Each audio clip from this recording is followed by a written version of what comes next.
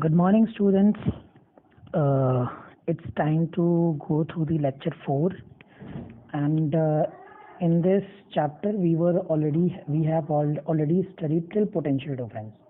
Okay, now initially I would I would like to do the questions and then revise the previous content which we have done already. Okay, so these are the questions of that portion which I have given in the homework last time. So first question is, name a device that helps to maintain a potential difference across a conductor. So it's a battery. Okay, so battery is a source of charge. It's a source of potential which actually maintains the potential difference across a conductor. Okay, so you can write it, and I have already, I guess, shared the answers of these questions. Okay, the second one is, what is meant by saying that the potential difference between 2 points is 1 volt?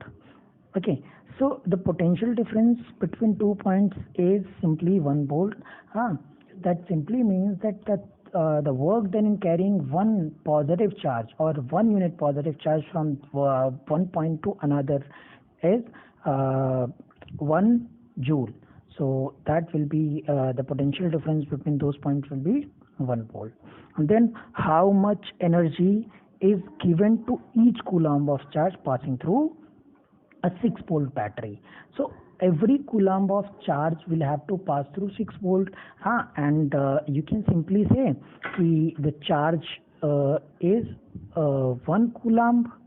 Okay, and we can apply the formula. We have studied potential equals to work done upon charge. Okay, so then we can find out work done equals to potential into charge. So that will be simply potential is 6 volt into charge is 1 coulomb. So simply 6 joules. Okay, this we have already done. Okay, now let's revise Ohm's law. This simply states that the potential applied to a circuit is directly proportional to the current flowing in the circuit, given that the temperature remains constant. According to the language of the book, you can see it states that under some temperature, electric current flowing through an ideal conductor is directly proportional to the potential difference across its ends. Resistance, where resistance is the property of conductor to resist the flow of charge. Okay, so that we will see. Okay, fine. This activity we have already done. I mean, to just prove this Ohm's law. Okay, so we can increase 1 by 1 cell and we can see the change in the current. Okay, we'll find out that the potential, as we will increase the potential, the current will also increase. Okay, so yeah, we have already studied this graph, and here we can write potential is directly proportional to current, and V upon I it will be the resistance. Okay, so we can once again define the resistance. It is the property of the conductor to resist the flow of charge. Okay, whenever charge tries to flow through the conductor, it actually resists to some extent. Okay, and how the resistance depends, that we'll see later. Okay, so this is the statement of Ohm's law. And then we also saw that the ohms is a unit of resistance, and how it can be defined when 1 volt potential is applied through across a conductor and the current is flowing equals to 1 ampere, then the resistance of that conductor is equals to 1 ohm. Okay, fine. Now it's time to revise that the factors on which the resistance depends.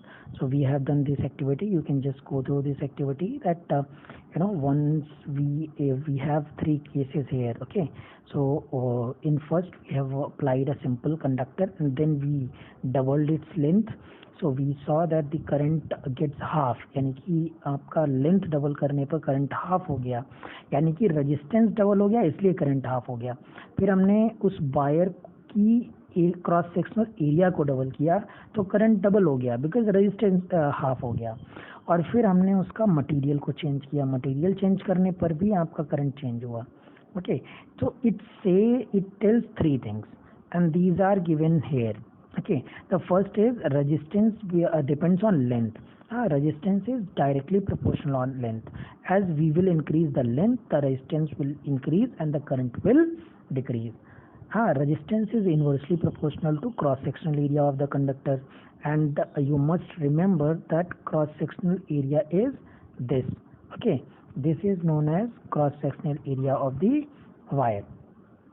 Okay, so overall we can combine the resistance depends on length upon area, and obviously we have seen that when we will change the material, then its properties or the current will change.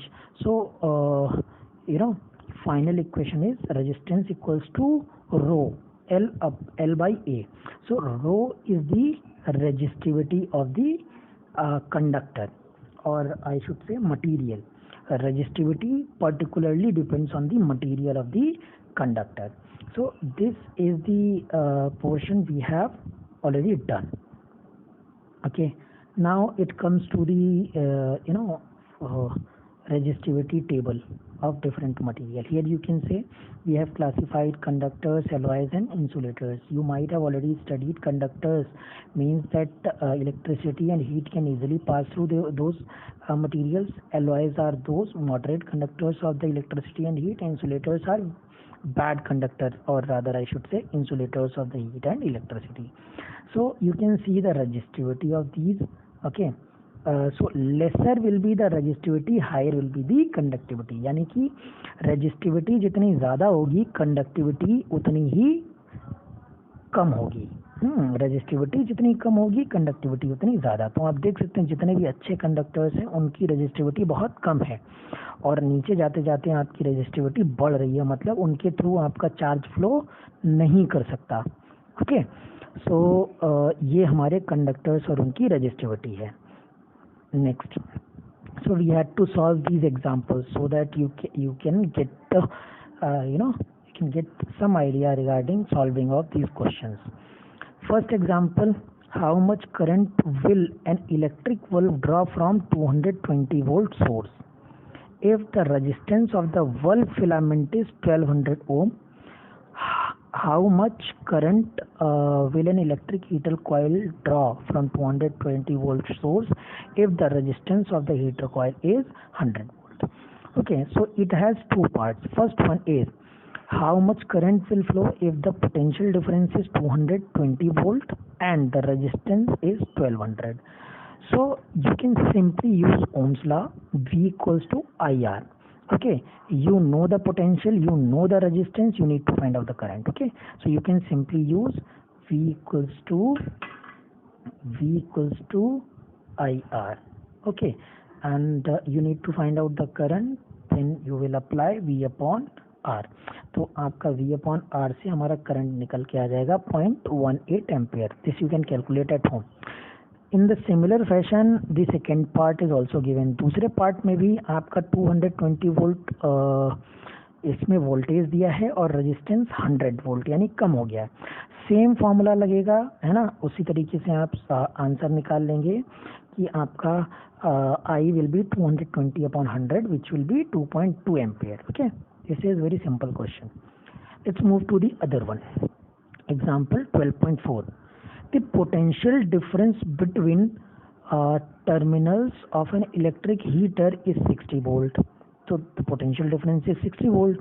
When it draws current of 4 ampere from the source, what current will the heater draw if the potential difference is increased to 120 volt? इसमें भी दो parts हैं.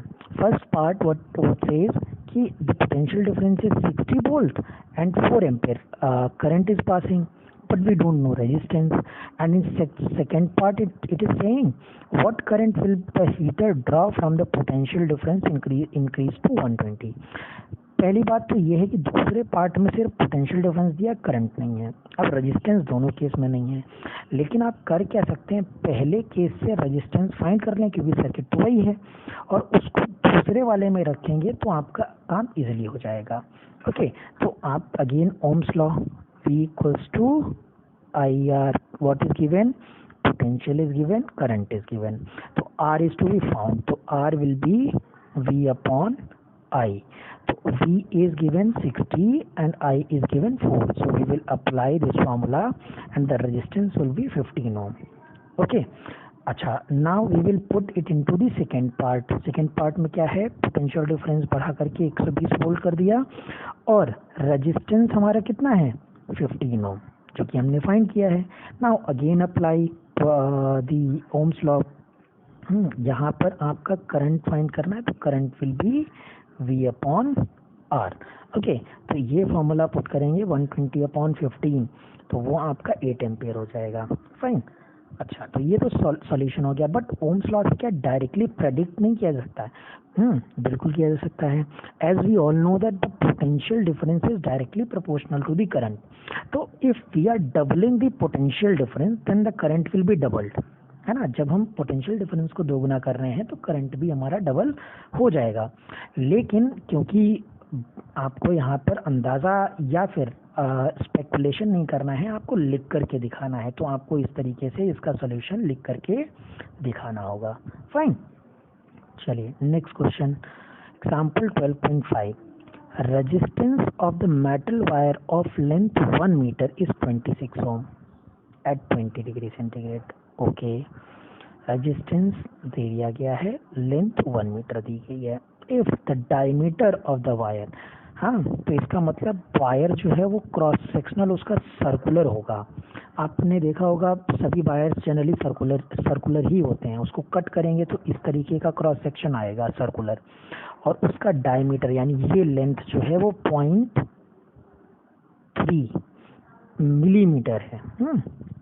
हाँ, what will be the resistivity of the metal at that temperature, तो resistivity उस metal की temperature पर क्या होगी। Using table 12.2 predict the material of the wire, तो सवाल ये है कि वायर की लेंथ पता है, रेजिस्टेंस पता है और उसकी डायमीटर पता है। अच्छा, अब ये सब क्यों दिया गया है और क्या हम करेंगे, आपको सिंपली अभी हम लोगों ने देखा है पीछे कि आपका एक फॉर्मूला हम लोगों ने फाइंड किया था रेजिस्टेंस का, R equals to rho L upon A, ठीक है।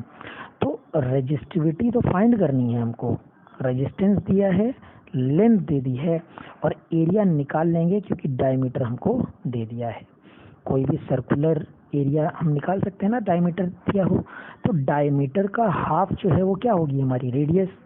तो आप उससे रेडियस इजीली फाइंड कर लेंगे और रेडियस पता चल जाएगी तो किसी भी सर्कुलर पार्ट का आप इजीली एरिया निकाल सकते हो। कैसे निकाल सकते हो सर्कुलर पार्ट का, अगर आपको रेडियस पता हो तो एरिया का जो फॉर्मूला होता है that is simply pi r square, जहाँ पे पाई की वैल्यू आपको पता होती है और रेडियस का स्क्वायर कर देंगे, तो रेडियस आपकी कितनी हो जाएगी, डायमीटर की आधी, यानी कि 0.15 mm, और mm को भी अगर हम लोग मीटर में कन्वर्ट करना चाहेंगे तो इजीली कर लेंगे, है ना, कि क्योंकि 1 mm इक्वल्स टू 1/1000 मीटर होता है ना, क्योंकि 1 मीटर में 1000 mm होता है, तो इसका उल्टा यानी कि 1 mm में 1/1000 मीटर होगा। तो आप उस फॉर्मूले से एरिया निकाल लेंगे, ठीक है। अब आपको क्या क्या पता है, उस फॉर्मूले में आपको एरिया पता चल जाएगा, इसमें आपको अच्छे से कैलकुलेशन करनी पड़ेगी। तो रेजिस्टेंस निकालने के लिए रो L बाई A, है ना, यहाँ पे रेजिस्टेंस पता है 26 है, लेंथ ऑलरेडी दी है 1 मीटर है और एरिया हमें फॉर्मूला लगा के निकालना पड़ेगा। तो रेजिस्टिविटी को एक तरफ कर लेंगे तो R into A upon L, इस फॉर्मूले में सारी वैल्यूज पुट करेंगे, एरिया निकाल के रखेंगे, रेजिस्टेंस रखेंगे और लेंथ रखेंगे, तो आपका जो रेजिस्टिविटी है वो निकल आएगी, है ना। तो आप इसमें देख सकते हैं कि जो हमारी रेजिस्टिविटी आंसर में निकल के आई है that is 1.84 into 10⁻⁶ ohm meter. अब दूसरे पार्ट में कहा था यूजिंग द टेबल, हाँ, you need to find out the material of the wire. तो टेबल एक बार ज़रा देखें तो 1.84 था, हाँ, तो 1.84 into 10 to the power minus 8, so which is approximately similar to copper. No, not copper, it's manganese. Okay, 1.84 into 10 to the power minus 6 is manganese. Okay, तो मटेरियल हमारा मैग्नीज होगा। तो ये हमारा एग्जाम्पल 12.5 हो गया। अगला क्वेश्चन है लास्ट, है ना, लास्ट एग्जाम्पल जो है वो देख लीजिए।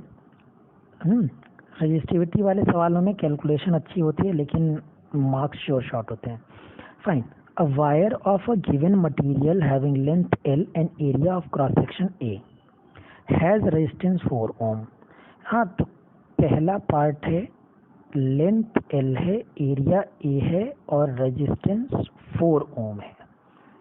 ओके फाइन, फिर what would be the resistance of another wire of same material. Same material का कहने का मतलब रेजिस्टिविटी सेम हो गई। Okay, very good. तो आपका लेंथ इसकी हाफ L/2 है, क्रॉस सेक्शनल एरिया 2A है ना, और रेजिस्टेंस आपको पता करना है। तो ये केस 1 है, ये केस 2 है। हाँ, तो आपने पहले का रेजिस्टेंस पता कर लिया, रो L/A दैट इज 4 ओम। ठीक है, केस 2 में R2 आपको पता करना है, तो आपने रो की वैल्यू रखी, मतलब रो रखा L/2 अपॉन 2A। तो ये हमारा क्या हो गया, 1/4 टाइम्स रो L/A।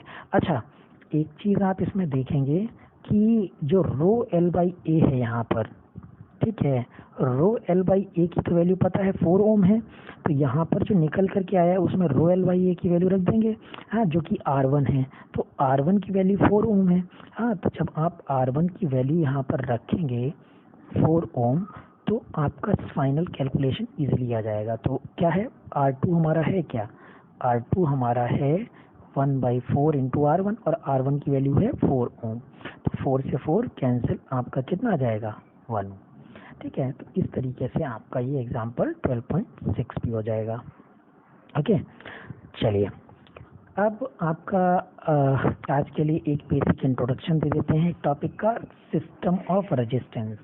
से आपके घर में देखा होगा कि बहुत सारे इक्विपमेंट्स लगे हुए होते हैं, फैन है, लाइट है, रेफ्रिजरेटर है, कूलर है, एट्सेट्रा एट्सेट्रा, टीवी है। ओके, तो आपके हर एक इक्विपमेंट से कोई ना कोई रेजिस्टेंस होता है, हर एक इक्विपमेंट में कोई ना कोई उसकी वैल्यू होती है रेजिस्टेंस की। तो अब ये जो हमारे सिस्टम है इसमें रेजिस्टेंसेस को, बहुत सारे रेजिस्टेंसेस को जब हम जोड़ते हैं तो उसके जोड़ने के तरीके होते हैं। तो there are 2 types of systems of resistance, one is series and another is parallel. Okay, so here we have 2 figures. This shows the resistances in series and this shows the resistances in parallel. Okay, so the series combination simply says the different resistances are joined from one to another end to end. Okay, तो एक series में and to and हम लोग इनको जब join कर देते हैं तो आपके रेजिस्टेंसेस किस में कहलाते हैं, सीरीज में। Okay, on the other hand we have basic other circuit elements, ammeter, battery, switch and a voltmeter to measure the potential difference across the conductor. तो ये तो हमारा सिस्टम क्या हो गया, रेजिस्टेंसेस इन सीरीज। ओके, ये वाला हमारा सिस्टम है रेजिस्टेंसेस इन पैरेलल, इसमें बाकी सर्किट एलिमेंट्स वही हैं सारे। ओके, हाँ, battery, switch, ammeter and potential difference, voltmeter. हाँ, इसमें रेजिस्टेंसेस को हम लोग क्या करते हैं, हाँ, कि one end of all the resistances are connected to one point and another end of all the resistance is connected to at another point, and say in this way all the resistances are joined in parallel. So this is known as parallel resistances.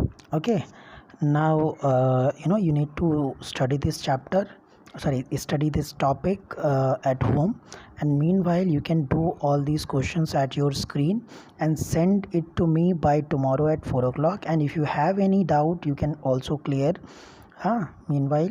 So stay home, stay safe, Stay safe. Thank you everyone.